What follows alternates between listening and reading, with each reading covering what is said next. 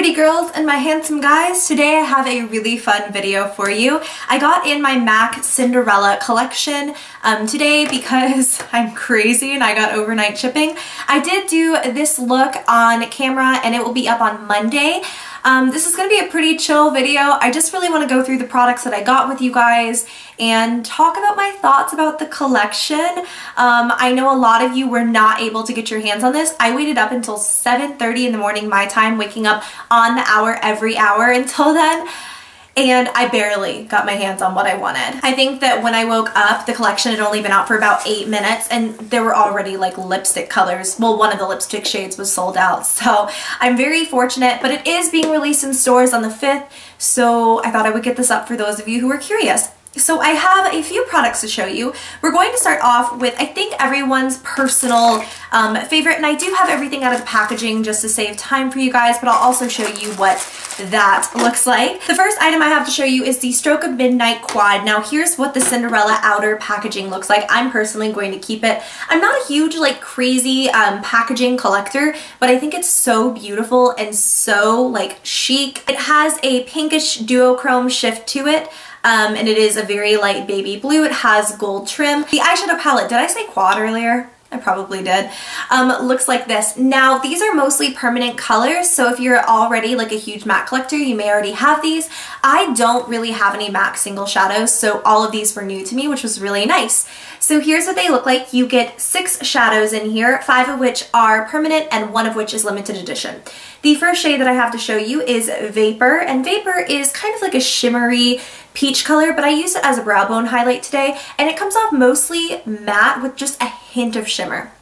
The second shade is Floof, and Floof is so pretty. It's like a metallic champagne, but it's very fine in terms of the shimmer. It just looks beautiful and illuminates the skin. I think it would also make a great cheekbone highlight. We have the shade Omega, and Omega is just a really basic like matte brown color, and it goes really well in the crease, but it's not really here nor there. It's not like too warm, too cool. It's just kind of neutral. Then we do have a warmer brown, which is called Quarry. Quarry is right up my alley. It is kind of like a mid-tone warm brown shade with a little bit of red. And then we have Satin Taupe, a quintessential matte color. It is just a satiny taupe shade with a lot of a purple undertone to it.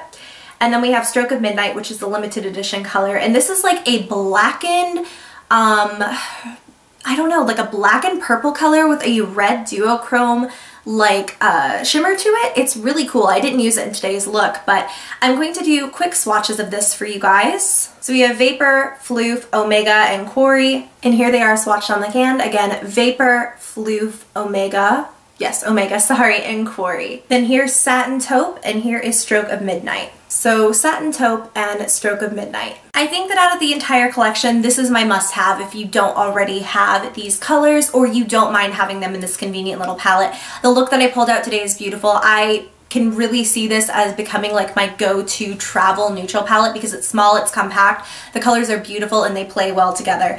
I absolutely love it, and this is my like #1. It gets like an A+ times a million from me. Next we have Coupe de Chic Iridescent Powder, and I was very curious to see what this was. I've never heard of an iridescent powder from MAC. By the way, excuse my hands going forward. I don't really have a makeup wipe on me, so if you see like black smudges, forgive me.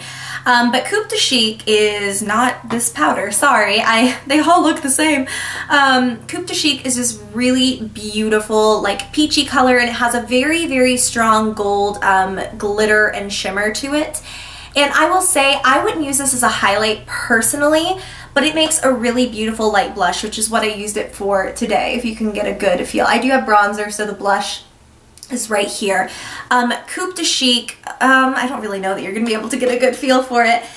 It's sheer, and I had to do 2 layers, but I really like it as a springy blush, and I think that it flatters the skin really well. In all honesty, you don't really need to go on top with a highlighter. I did because I also got another product from this collection that I wanted to use, but it was more than enough to just like illuminate my skin and just make me look really awake and fresh-faced and kind of like springy, if you will.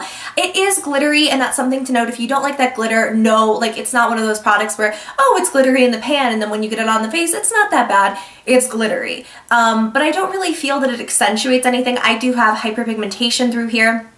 and I didn't feel that it particularly picked up on that or made my skin seem worse than it is. So this would get a pretty strong, like, positive rating from me as well. Like, if we're sticking to the, you know, A+ to F scale, I would say that this gets like an A-. Then we have Mystery Princess Powder, and I want to tell you guys the reason I'm not like shoving this in your face. These are all like exactly the same. So here is the Stroke of Midnight box, this is the Mystery Princess box, and then the Coupe de Chic box looked identical, so they all just look alike.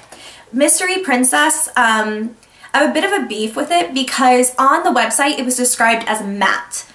There's nothing matte about this, and I'm a little bit annoyed with MAC for doing this because it's not like one of those things where, oh, maybe it could be like perceived as matte, like it really has a light satin. No, it's like shimmery. You guys can probably pick up on how like glittery and shimmery it is.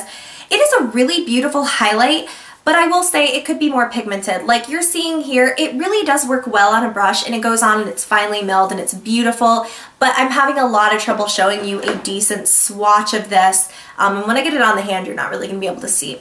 I really do still like it. Oh God, I'm dropping everything. And I would say if you really want, you know, the entirety of this collection, like if you want several products to create a full look, if you're like me and this was the most exciting matte collection in years for you, then totally get it. You're not gonna regret it. It's a beautiful highlight, but it is almost very natural in the sense that yes, it's shimmery, but you're not going to get a very like strong hardcore highlight. So it's on the very tops of the cheeks, down the nose for me. I still think I look luminous and awake, and I think it's a very pretty product, but I have better highlights, and I will admit that. So I give this a pretty strong B+. This is one of those things where like, I sat down and I wrote out everything I wanted from the collection, and the lipsticks were not on the list. I didn't think I'd like the lipsticks.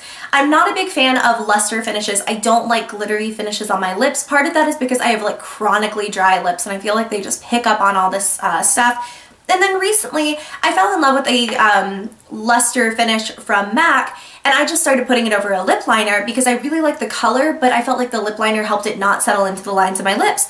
And everyone was talking about Royal Ball lipstick, Royal Ball lipstick, and so I went ahead and I got it. I'm not even gonna play. I feel kind of shitty about it because I know someone would have liked this a little bit better than me. I do still really love the lipstick, but it wasn't like on my wish list, you know? If I had missed it, it wouldn't have been that big of a deal. Now that I have it, I love it. Here's the box for it. So again, you have the Disney Cinderella right here, and then MAC, and it's the same as the others, just a blue with a pink duochrome to it. And here's the lipstick. I didn't think I was gonna love it. I have it over MAC Boldly Bare lip liner, and you can see it's kind of mixed with it on the top, but here's the color of the lipstick. It's an iridescent like baby pink, and it's so freaking pretty. I am obsessed with this. I saw a lot of beauty bloggers giving this kind of a bad rep and saying it wasn't that good, but I really love it. So again, this, I mean, honestly, it's a luster finish, and I don't find that they're that opaque or that they last that long. And yes, you may need to put a lip liner under it, but I would still give this like an A. This is an amazing lipstick, and I think it's so beautiful. And again, I'm just like, I'm such a huge fan of this collection. I think that this was one of the best collections MAC has brought out in a really, really, really long time. It was like my dream collection, and unless they continue to do like more Disney princesses, this will be like my ultimate, my holy grail. And I can't believe I stopped myself at 4 products, but I did, and I think I may get more when it's released in stores. We'll see. These were just what I really saw myself using, and I do love all of them. It was a really crappy release in the sense that they really would not give people times, and I was up on Twitter with so many other girls and boys who were desperate to get their hands on this. This was their dream collection too, and no one knew when it released, and I lost so much sleep the night of the release because I wanted it, and it's the first makeup collection I've been really excited for in a long time. So I hope you found this haul helpful, and I hope you enjoyed. Honestly, I think that this stuff is really awesome. The eyeshadow palette, I'll go ahead and give you prices. Eyeshadow palette is $44. The beauty powder as well as the iridescent pressed powder are both $28. And it's weird because originally the press release said that they were going to be $25, which I found kind of strange, but I don't know. And then the lipstick is $17.50, I believe, so it is still marked up, but honestly, I think that if you're just gonna get one thing, get yourself the eyeshadow palette and get yourself a lipstick color. And then of course, I love both of these products, and I think that they play well together. So, you know, these are just my recommendations and what I feel about this collection. So if you enjoyed, give me a thumbs up, subscribe if you have not already. And until next time, I love you all, and I will see you in my next video. Bye!